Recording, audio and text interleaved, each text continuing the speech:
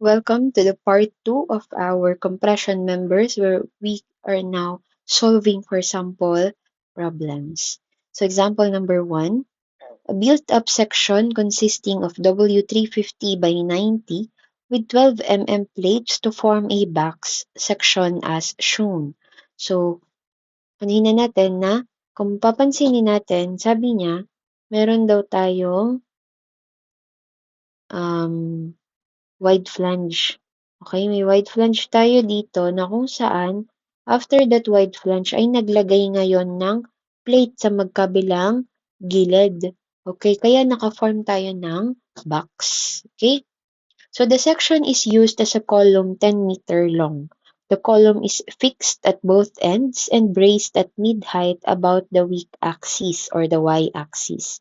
All steel are A36.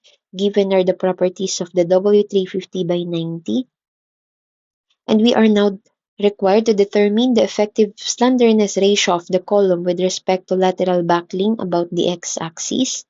Next is to determine the effective slenderness ratio of the column with respect to lateral buckling about the y-axis, and to determine the actual load capacity of the column in kilonewton using NSCP 2001. Okay, so before we go on to our first, second, and third requirements, since this is a built-up section, kuhanin na natin ano ba yung mga kailangan natin for the built-up section. So una, syempre, kuhanin natin yung total area. So how do we solve for total area? Total area is just, ano ba yung area muna ng wide flange natin? That is 11,550 mm plus, ilan yung dalawang plate natin? Okay, meron tayong dalawang plate, okay? Times 2 ko na agad.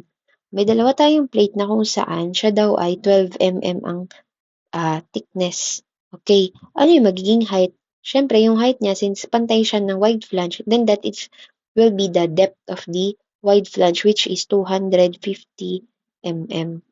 Okay?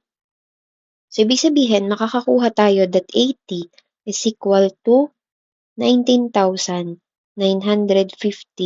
mm squared. Okay, so we are already done with our total area. So, kakailanganin din kasi natin yan. Okay, next natin is to solve now for IGX and IGY.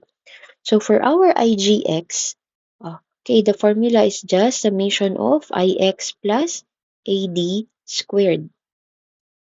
Wherein ang IX ng ating wide flange given sa atin that is 266 times 10 raised to 6. Plus, meron ba siyang AD squared? Wala, kasi ito yung ating neutral axis. E nasan ba yung center ng ating wide flange? Di ba nandito lang din? Ibig sabihin wala tayong AD squared. Okay, what about now for the two plates? So for the two plates, since wala sa ating binigay na inertia, but we know how to solve for the inertia, that is just BH cube over 12. And ano yung base natin? That is the thickness, which is 12. Then the height of 250, then cube natin yan divided by 12. Okay? What about the AD squared? Meron ba? Wala, kasi same pa rin naman. Okay? Kasi dito pa din siya mag-aalong. So, ito yung kanyang, nandito yung kanyang center, diba? So, along neutral axis pa din. So, wala tayo. But, take note that we have to multiply it by 2 dahil dalawa yung ating plate. So, our IGX here will be equal ngayon kay 351.75 times 10 raised to 6 mm to the fourth. So, that is your IGX. What about si IGY? So, for IGY naman natin, same formula but with respect to Y natin. Okay? So, with this, ano yung IY ni nung ating wide flange? That is 44.54. 44.54 times 10 raised to 6. But do we have AD squared? Eh, di ba? Dito yan, along dito, yung ating neutral axis. So, kung titingnan natin, andyan din yung kanyang center. So, wala siyang AD squared. But, for the two plates, okay, again, yung two plates natin, ang kailangan natin dito is to get Okay. Sorry. Our D here is 350. So, palitan ko lang ito ng 350. Then as well as dito. Okay, pero parang same pa rin naman. Yun yung nakuhang tama. Mali lang ako nang naisulat. So, this is 350. Then, as well as ito ay 350. Okay? So, balikan natin si IGY. So, we have now, babaligtad yung base natin tsaka yung height natin. So, wherein magkakaroon tayo ng 350 times 12 cube over 12. Okay, ngayon ang tanong ko, do we have AD? Yes, meron. Bakit? Kasi ito yung gitna nung dalawang, nung dalawang plate. So, ibig sabihin, meron siyang D. Okay? Meron siyang D. And how do we solve for that? That is, kuhanin muna natin yung area. So, 12 times 350 times the depth natin or the distance, that is, okay, kalahati ng base of the flange natin. Ano ba yung kalahati ng base ng flange natin? That is 250. Tama. So, 250 divided by 2 plus, syempre, yung thickness. Okay? So, di ba meron tayong thickness na 12? I-divide din natin yun sa dalawa kasi isa lang na may kailangan natin. Then, squared. Then, we multiply it by 2. Okay? So, to solve this, ang makukuha natin will be equal kay 188.7932 times 10 raised to 6 mm to the fourth. Okay? So, we are already done with our IGX and IGY. Can we proceed now in solving for the slenderness ratio? Yes. Kuhanin na natin.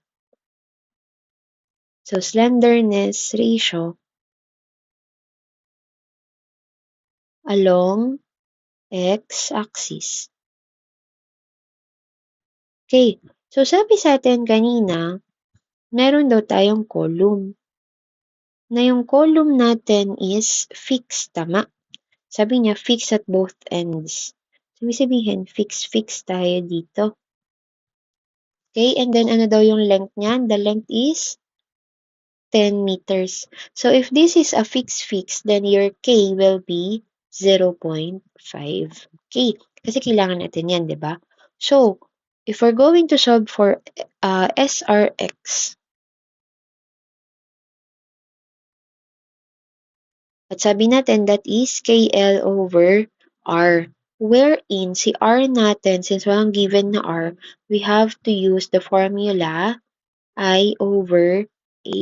Okay, the square root of I over A. Pero since meron na tayong IGX, meron tayong AT, pwede na nating isolve. Okay? So, ang K natin is 0.5. Ang length natin is in meters. So, make sure that maging in millimeters to. So, therefore, multiply lang naman natin yan sa 1,000. Then, we divide it by square root ng ano yung IGX natin. That is 351.75 times 10 raised to 6 over ano yung 80 natin, that is 19,950. So with this, our SRX will be equal to 37.655. Okay, so since this is a slenderness ratio, so ibig sabihin, natin ng ayun. Okay, so this is ayun. So this is now your final answer. Next. So slenderness ratio naman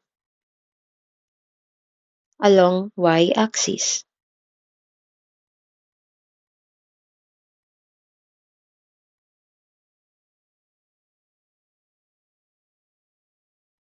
Along y-axis.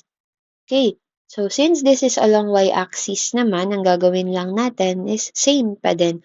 But, take note, sabi sa atin, again, meron daw tayong column na fix sa yung nasa dulo. Tama? Pero, sinabi sa atin that there is a mid-height, braced at mid-height about the weak axis. So when we say braced at mid-height, ibig sabihin, meron siyang brace dito sa part na to. So since mid-height, ano mangyayari? Magkakaroon tayo ng dalawang length. So since kalahati siya, magiging 5 meters. And take note that if you're going to have a brace, okay, brace kahit saan siya maging brace, that is considered as pin. Okay, so this is pin. So therefore, okay, so kung may length 1 ka na 5 meters, ang mangyayari, fix ito, pin ito, your K will be equal to 0.7. As well as dito, pin ito, fix ito, your K is also equal to 0.7. Okay, so with this, ang mangyayari sa atin, dapat dalawa yung maging SRY mo. But since pareho lang naman sila ng values, kahit isa na lang yung isolve natin dito. Okay? Pero pag magkaiba sila ng values, like for example, ito naging 9 meters, ito 1 meter, kailangan isolve mo sila magkaiba. Okay? Kasi magkaiba yung makukuha mong values. Okay? So let us have now SRY, and that is just equal to KL over R. Okay, so ang K natin here will be 0.7 and yung length natin will now be equal to 5,000. And we divide it by square root ng, ang I na nakuha natin is 188.7932 times 10 raised to 6 over our total area of 19,950. So with this, your SRY will be equal ngayon kay 35.979.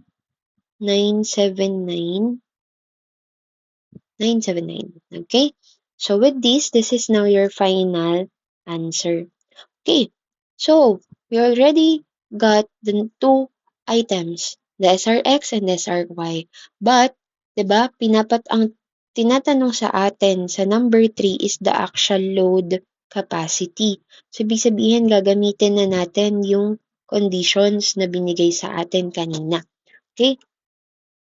So, ano ba yung unang step natin doon? The first step is to determine your slenderness ratio and we already obtained that, diba? Kaya lang, kailangan kasi natin dito is to get the critical. And what is the critical value? That is, sino yung naging critical?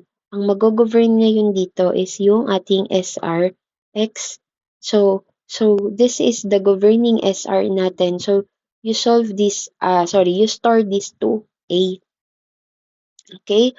So, next naman natin is to solve for CC. And how do we solve for CC? That is just equal to square root ng 2 pi squared E over Fy. Okay? So, square root ngayon ng 2 pi squared. Ano yung E natin? Again, that is 200,000 megapascal divided by the Fy given to us is 248.